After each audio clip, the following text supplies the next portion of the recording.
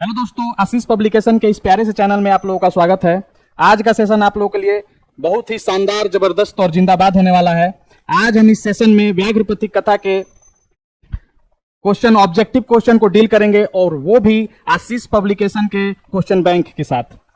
आज हम लोग इस सेशन को स्टार्ट करते हुए एक श्लोक से स्टार्ट करेंगे कि विद्या विवादाय धनम मदाय शक्ति परेशान पर पीडनाय खलस्य साधो विपरीतमेतत् ज्ञानाय दानाय च रक्षणाय। इसका अर्थ समझिए। दुष्ट और साधु, साधु का मतलब सज्जन, इन दोनों के लिए विद्या, धन और शक्ति का अलग अलग महत्व है। दुष्ट अपने विद्या का इस्तेमाल किस लिए करेगा? तो झगड़ा के लिए। उसके विद्या का इस्तेमाल किस रूप में होगा? झगड़े के रूप में। वो अपने धन का इस्तेमाल किस रूप में करेगा? घमंड के रूप में। खूब चचकवा किनेगा, घर बनाएगा, दिखाएगा। और अपने शक्ति का इस्तेमाल किस लिए करेगा? दूसरों को सताने के लिए।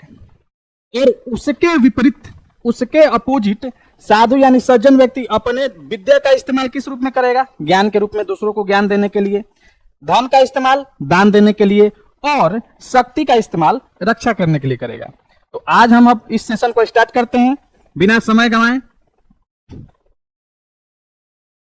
चलिए ऑब्जेक्टिव क्वेश्चन को स्टार्ट करते हैं। पहला क्वेश्चन है, इदम स्वर्ण कंकणम गृहताम, यह सोने का कंगन लो। यह सोने का कंगन लो, यह बात किसने कहा? तो यह सोने का कंगन लो, यह बात किसने कहा था? तो बाघ ने। किससे कहा था? पथिक से, आने जाने वाले राइयों से कह रहा था। दूसरा क्वेश्चन क्या है?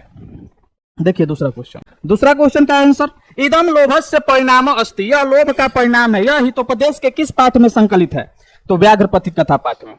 और किस खंड में संकलित है अगर पूछेगा तो मित्र लाभ नामक खंड में यह संकलित है। पहला क्वेश्चन का आंसर, यह इदम स्वर्ण कंकणम गृहताम, यह सोने का कंगन लो, किसने बोला था? तो बाघ ने। दूसरा, यह इदम लोभस्य परिणाम अस्ति, यह हितोपदेश के किस पाठ में संकलित है? तो व्याघ्रपति कथा पाठ में संकलित है। अब आगे देखिए दूसरा प्रश्न,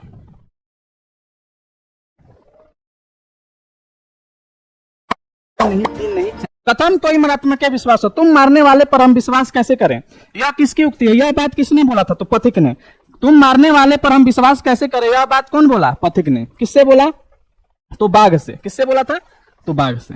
पथिक स्नान करने कहाँ गया? तो तालाब में। पथिक स्नान करने कहाँ गया था? तालाब में।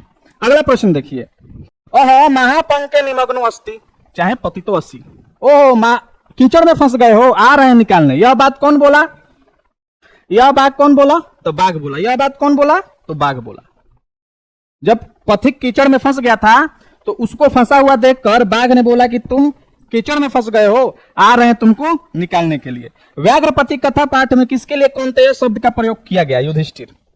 कौन्तेय का मतलब कुंती के पुत्र। अगर देखिए मेन क्या है? युधिष्ठिर।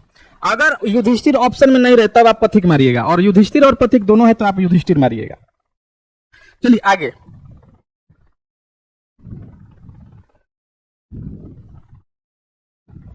व्याघ्रपति कथा किस ग्रंथ से संकलित है? व्याघ्रपति कथा किस ग्रंथ से संकलित है? किस ग्रंथ से लिया गया था?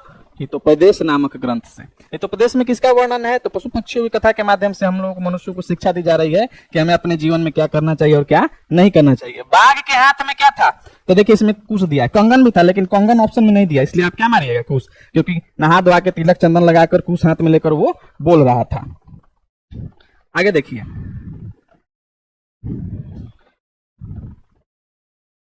व्याघ्रपति कथा में कुत्र तव स्वर्ण कंकणम, यानी तुम्हारे सोने का कंगन कहाँ है, यह बात कौन बोला? व्याघ्रपति कथा पाठ में कुत्र तव स्वर्ण कंकणम, यानी तुम्हारे सोने का कंगन कहाँ है, यह कथन किसका है? तो पथिक का। कौन बोला था? पथिक। क्योंकि उसको शक था कि आपके पास, बाघ के पास सोने का कंगन है या नहीं है। किसके बिना ज्ञान भार के समान है? किसके बिना ज्ञान भार के समान है? तो क्रिया के बिना। अगर आपके पास ज्ञान है और उसका आप सही दिशा में उपयोग नहीं कर रहे हैं तो आपका ज्ञान क्या है? भार के समान है। चलिए अगला क्वेश्चन देखा जाए।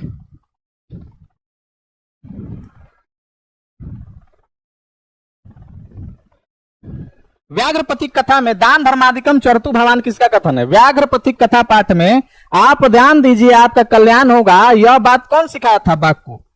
तो धार्मिक व्यक्ति सिखाया था। कौन सिखाया था? धार्मिक व्यक्ति।